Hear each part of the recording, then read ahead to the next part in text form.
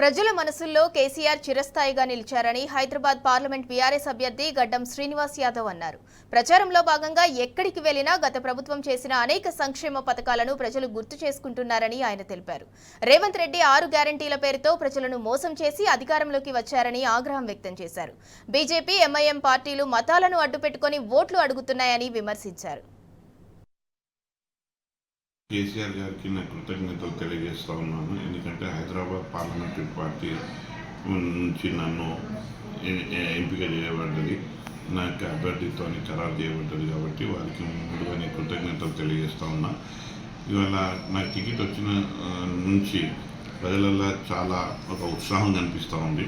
ఈ నియోజకవర్గంలో నేను ఎక్కడ వెళ్ళినా కానీ ప్రజలు బీఆర్ఎస్ పార్టీని గుర్తించుకుంటూ ఉన్నారు.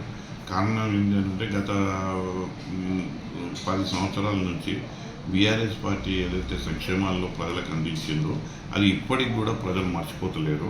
అన్నమ్మకు డబల్ బెడ్రూమ్ వచ్చింది, అన్నమ్మకు దళిత బంధు వచ్చింది, అన్నమ్మకు షాదీ ముబారక్ వచ్చింది, మాకు కళ్యాణ లక్ష్మి వచ్చింది అని కేసీఆర్ గారిని కొనియాడుతూ ఉన్నారు. ఇది చాలా సంతోషమైనటువంటి పరిణామం. ఎందుకంటే ప్రజాక్షేత్రంలో అసలు అధికారం ఉంటుంది పోతుంది, కానీ చిరస్థాయిగా ప్రజల మనసులలో కేసీఆర్ గారు ఉన్నారు.